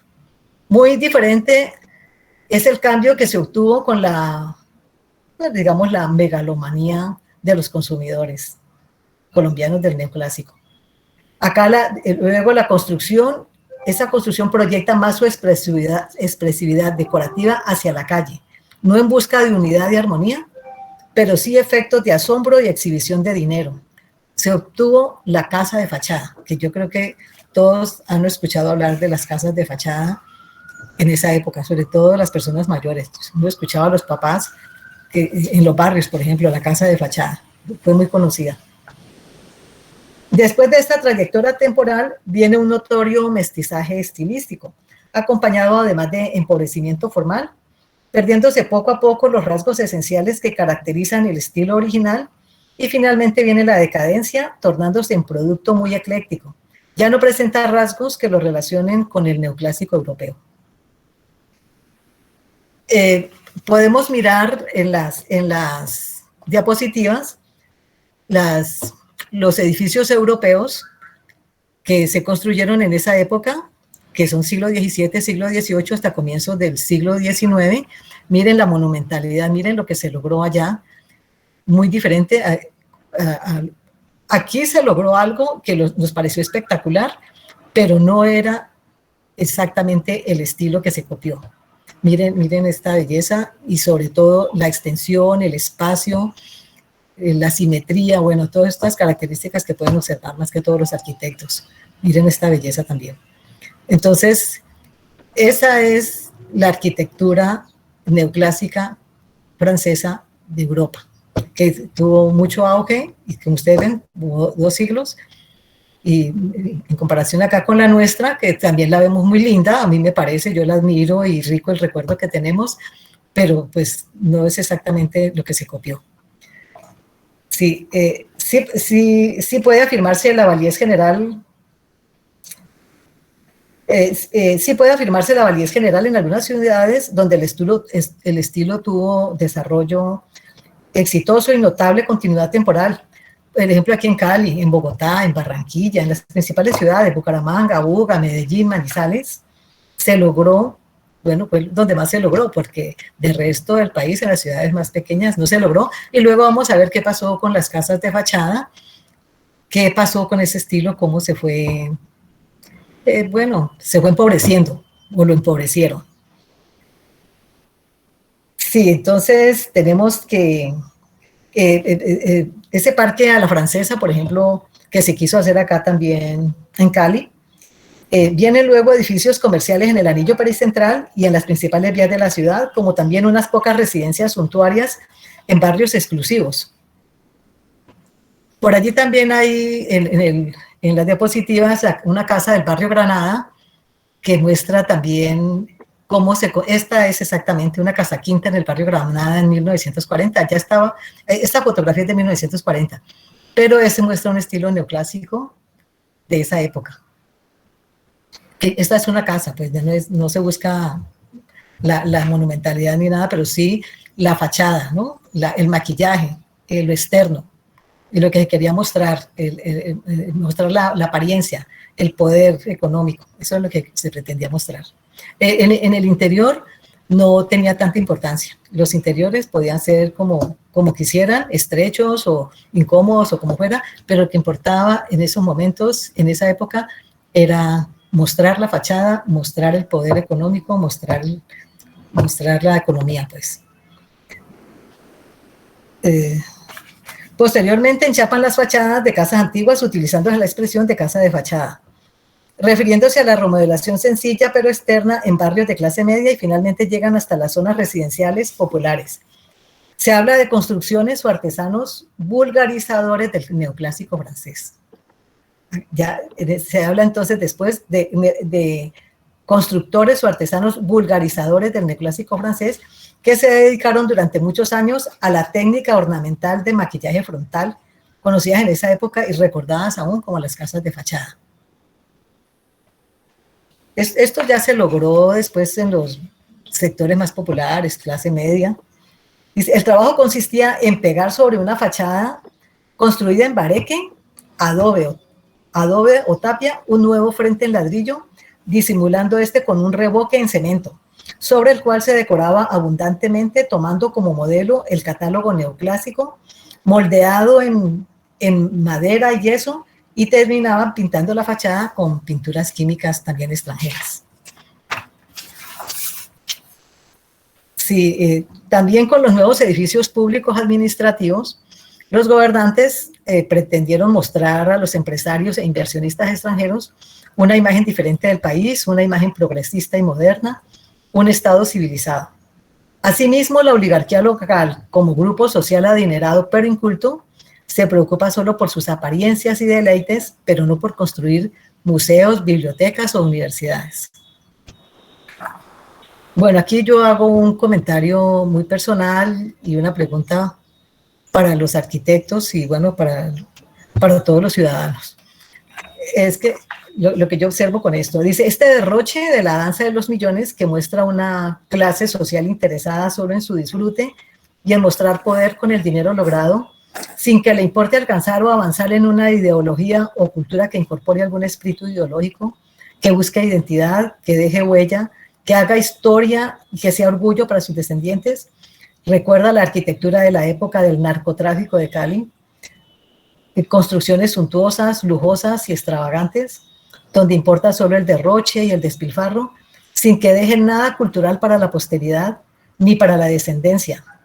Mi pregunta es, ¿puede hablarse de avance cultural arquitectónico o en algún aspecto con este tipo de gentes o de ideologías que han dejado estas como herencia? Bueno, luego paso ya con este análisis del estilo neoclásico. Vamos viendo cómo termina el neoclásico para pasar al modernismo arquitectónico. Sí, aquí vemos ya la plaza de Caicedo con las construcciones a sus alrededores, con edificios a su alrededor. Aquí vamos a comentar esto. Y el Palacio Nacional de Justicia, que pues de todas maneras muy hermoso me parece. Ya ha terminado el Palacio Nacional de Justicia y al lado el edificio Otero, se nota alrededor del parque el desmonte de la arquitectura tradicional. Un costado francés compite con los vestigios ruinosos y anacrónicos heredados de la colonia española, dice Jacques April, pero se acaba muy pronto la efímera danza y cuando se reanuda, 15 años más tarde, es bajo los dictados de una orientación cultural. Y dice, poco después, el costado francés se ha vuelto arcaico y queda aplastado por las sombras de las altas estructuras metálicas y de concreto de la arquitectura norteamericana. Viene luego entonces un periodo que se vincula con la vida industrial y urbana, expresando la esencia de ese nuevo estilo de vida en una arquitectura moderna. Las construcciones modernas rechazan la opulencia y monumentalidad neoclásica importada, que impedía cualquier perspectiva auténtica, originando un regreso a la austeridad característica de la colonia y a sus patrones estéticos. Se empieza a modernizar la ciudad a través del reemplazo de lo clásico y la complicada ornamentación de las fachadas. Se construyen en nuevos estilos, especialmente en edificaciones de vivienda. Se construyen casas inglesas, normandas, mediterráneas, californianas. En medio del eclecticismo, producto de variantes estilísticas, surge un nacionalismo que revitaliza lo colonial, buscando la identidad nacional, que rechazaba la dependencia colonial, económica, cultural y la imposición de los estilos europeos. Sí, es que no hubo identidad cultural, es decir, se buscó copiar, se buscó aparentar, mostrar, mostrar que éramos civilizados, que no nos hayamos quedado atrás. Bueno, entonces ustedes observen esto. Vemos allí, sí, la plaza de Caicedo, con los nuevos edificios que les voy a comentar ahora. Y el costado este, pues se encuentra todo lo que es la construcción antigua, o sea, el neoclásico francés, y a su alrededor están las otras construcciones que de todas maneras no quedan, pues no sé, no creo que el criterio que sean lloronas al lado de los otros edificios monumentales como el Palacio y el edificio Otero. Luego me voy a referir al edificio Otero también despacio. Los primeros edificios modernos que se construyen en Cali se consideran que son el pabellón de carnes de la galería. Es como lo primero que se construye en Cali, que por ahí lo vamos a ver ahora, y también la Escuela de Bellas Artes. Para la década, este es el pabellón de carnes de la Galería Central de 1936. Pero luego fue demolido, qué pesar. No sé cuáles fueron las razones. Para la década de los 40, la arquitectura caleña representa un verdadero cambio. un nuevo estilo de vida industrial urbano, considerándose de importancia algunos eventos al final de esta década. Los principales eventos que se consideran son la fundación de la Sociedad Colombiana de Arquitectos, que inicia labores muchos años después, y la creación de la Facultad de Arquitectura de la Universidad del Valle, esa en la década de los años 40. Casonas antiguas, coloniales, fueron demolidas para dar paso a nuevos y modernos edificios construidos a finales del siglo XX. Así, poco a poco se instaura la arquitectura moderna en la Plaza de Caicedo, y a mediados del siglo XX puede decirse que determina el rumbo que tomaría la ciudad, y aunque entró en una década del estilo republicano o neoclásico, entra la ciudad, el modernismo, pero entra en decadencia el estilo neoclásico francés que venía. Es decir, todas estas fachadas, todo este maquillaje, toda esta exuberancia va quedando atrás. Entra en decadencia ese estilo republicano o neoclásico, y la voluntad ha sido siempre acabar con el pasado. Entonces, ya con el modernismo tratan de acabar con lo que se había hecho en el estilo francés. La voluntad ha sido siempre acabar con el pasado y seguir transformando la ciudad, imponiéndose posteriormente en el centro de la ciudad la arquitectura moderna de torres o llamado estilo internacional, caracterizado por el edificio de altura o edificio en altura, pretendiendo progreso a la altura de la arquitectura de los países desarrollados, sin identidad cultural nuevamente. Este estilo internacional contribuye a destruir aún más la estructura urbana mantenida en la colonia. Ya hacia 1950 empieza otra transformación en el contexto de la Plaza de Caicedo, demoliendo lo antiguo para levantar edificios modernos de diferente valor arquitectónico, observándose más que todo en instituciones bancarias y en comerciales, como son el edificio El Piano Lloreda, el edificio Sierra, el Banco de Bogotá, el edificio Colombiana de Seguros, el Hotel Nueva York, el edificio Suramericana de Seguros, que todos ustedes los conocen. Por fortuna no se realizaron ni se han realizado cambios arquitectónicos de trascendencia en la Plaza de Caicedo en los últimos 50 años, y se siguen conservando las construcciones que originaron el primer cambio en la época de la República, como son el Palacio Nacional de Justicia, el edificio Otero, la fachada de la iglesia de la Catedral de Cali. Pero posteriormente, poco a poco, va cambiando la dinámica del centro de la ciudad.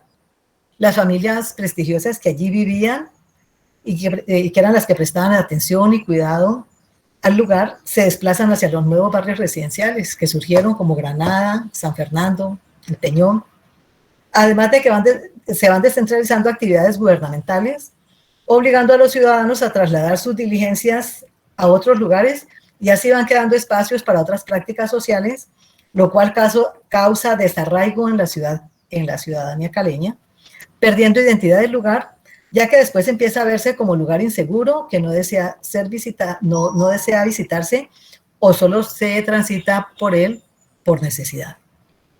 Y es que el espíritu de prosperidad y ánimo de cambio y de progreso que ha caracterizado a las élites dominantes en esta sociedad parece haber olvidado el patrimonio histórico representado en el centro de la ciudad, y sobre todo este espacio de la Plaza de Caicedo, juzgando por el descuido y abandono en el que ésta se encuentra desde hace muchos años.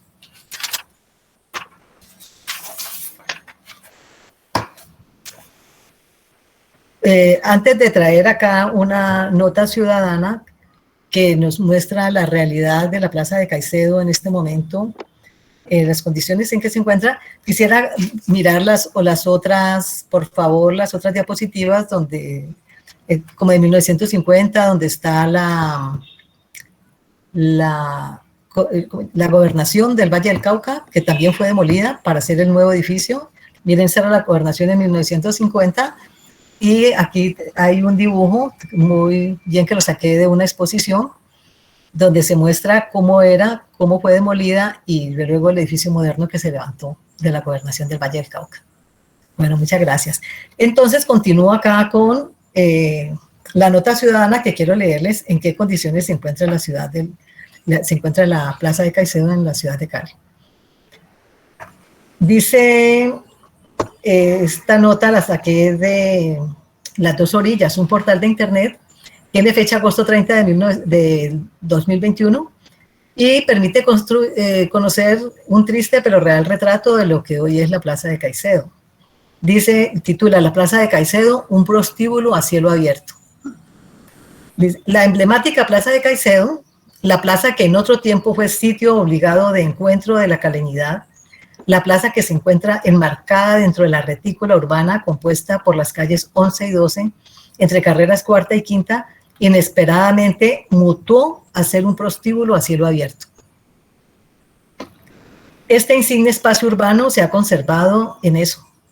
En ella deambulan mujeres y también hombres ofreciendo servicios sexuales. Las tradicionales bancas son ocupadas no por los desempleados o jubilados como otrora, sino por desorientados migrantes venezolanos que con sus cobijas, maletines, ruinosos enseres, colchonetas y niños de brazos ven dónde hacer nido para pasar la noche. Completan el dramático cuadro locos, atracadores, mendigos y drogadictos que pululan en la Plaza de Caicedo, lugar que se encuentra totalmente tomado. Esta hermosa plaza, circundada por joyas arquitectónicas como el edificio Otero, el Palacio Nacional y la Catedral, hoy es un relajo grande donde se congrega la delincuencia, la prostitución, la mendicidad, los informales que buscan ganarse la vida y lustrabotas. Bueno, entonces, desde aquí ya voy terminando el trabajo, voy a sacar unas conclusiones y voy a hacer una propuesta. Pero entonces, permítanme, ahorita yo me paro un momentico y para continuar. ¿Sí? Un recesito. Muchas gracias, ya vengo. No, Sí, no, horas. ¿Ya llevamos 2 horas? ya casi. Sí, está largo. Eso que casi me tomó agua.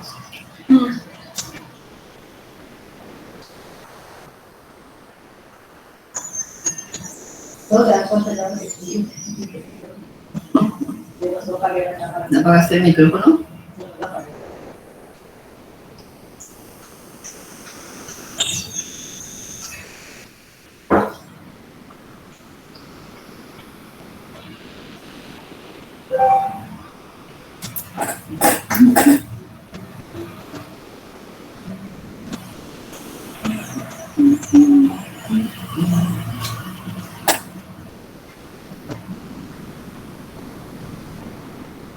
Tengo suerte porque se vuelve.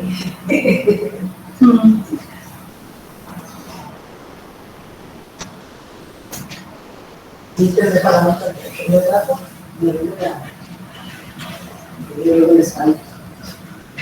Una tierrita porque.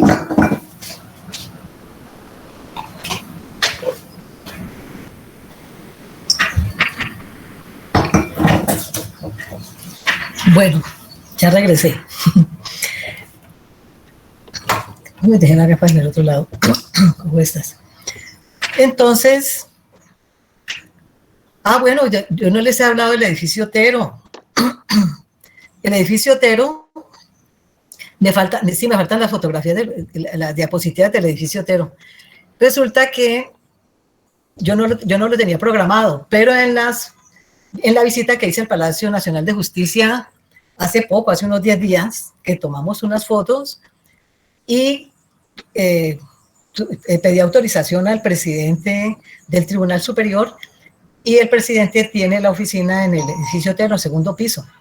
Allí en ese edificio Otero no está funcionando sino el Banco BBVA y la presidencia del Tribunal Superior de Cali y unas salas de audiencias. De resto está solo, desperdiciado.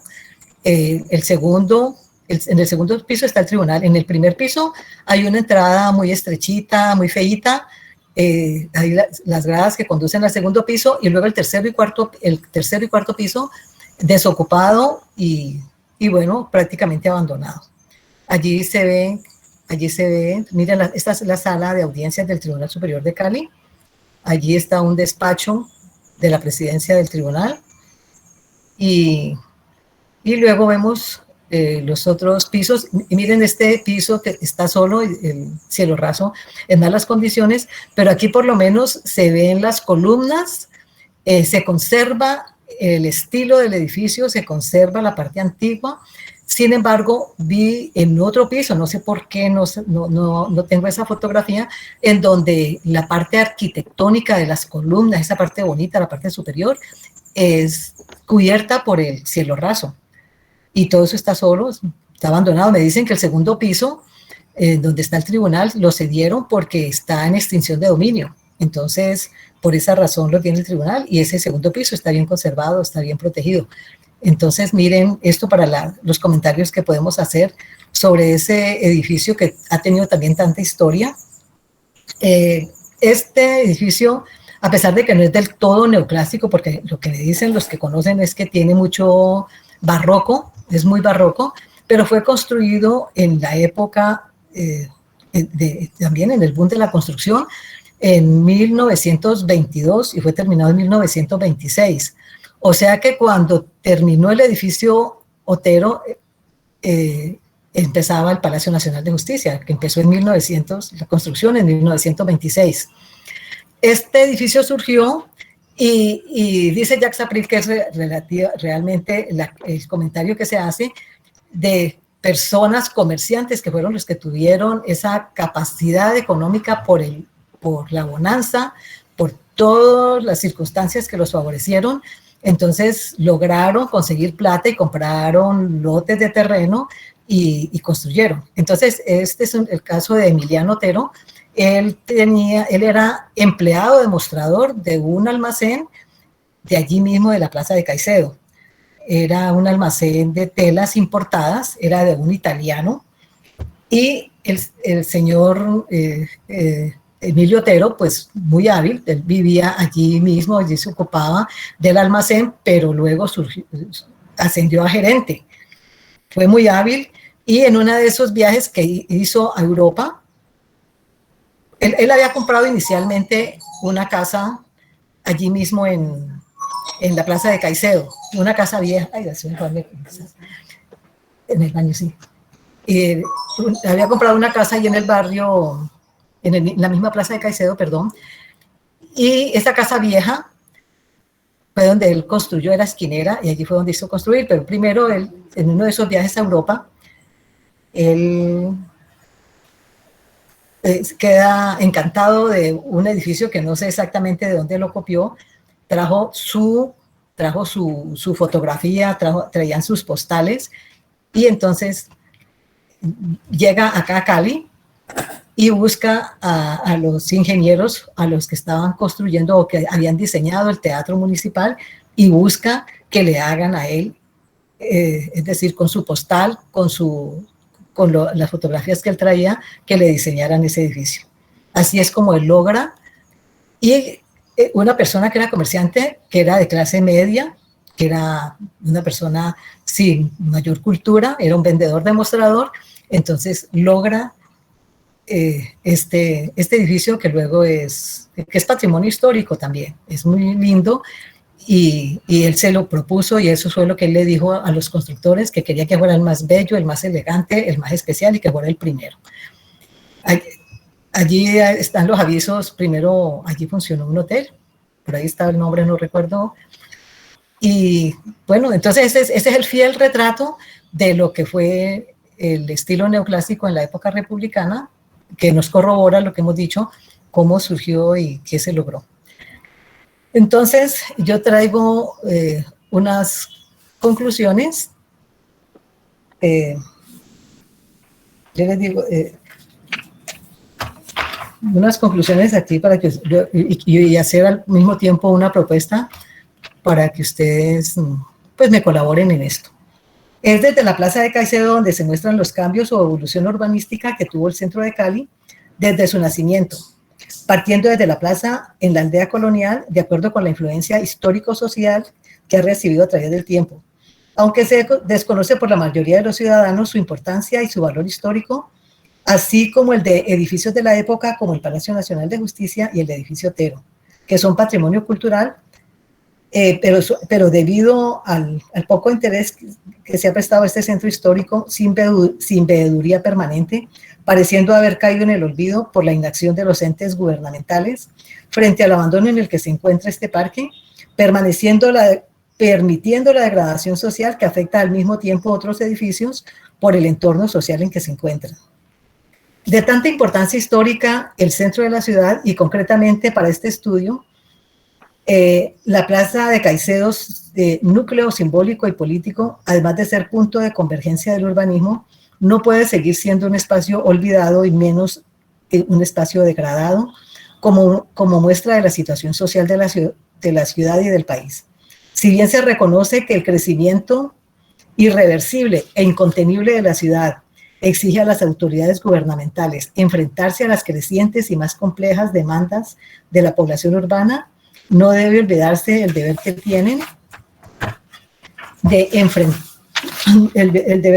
de enfrentar estos problemas de política pública que deben abordarse mediante acciones públicas, no solo porque el sector público es el actor social responsable de procurar el bien común, sino porque es el único con capacidad para desarrollar una visión a largo plazo y posee los instrumentos necesarios para abordar el problema de coordinación que los actores privados enfrentan en estas tareas. Esto es el criterio, es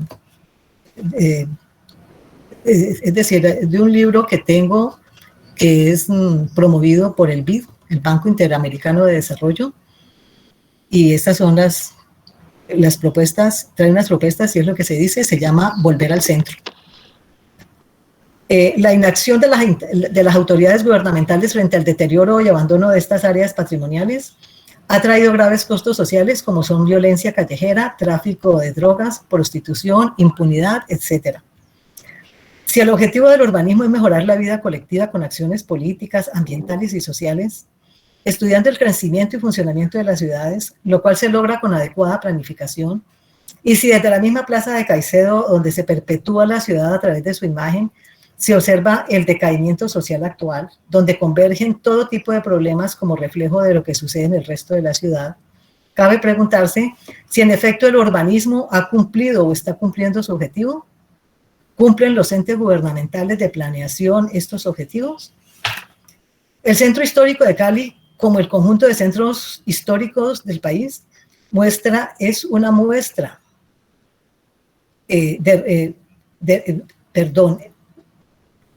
el Centro Histórico de Cali, como el conjunto de centros históricos del país, muestra de nuestra representación cultural, debe hacérseles un plan especial, programas y proyectos para su recuperación, priorizándolos e implementándolos. Es un llamado al Ministerio de Cultura como financiador y veedor y a las alcaldías locales para que deben priorizar estos planes, como el de Santiago de Cali, que reclama atención urgente. Es lamentable la situación y el uso que se le da actualmente a nuestra histórica Plaza de Caicedo, que fue orgullo de la ciudad y hoy refleja el caos social de la región, sin que se vislumbren a corto plazo políticas públicas de recuperación y protección de este espacio de especial trascendencia en la historia de Santiago de Cali. Sin embargo, como me encontré también en una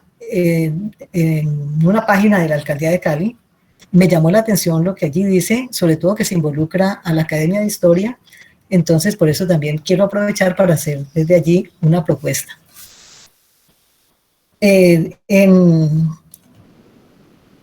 Esto es una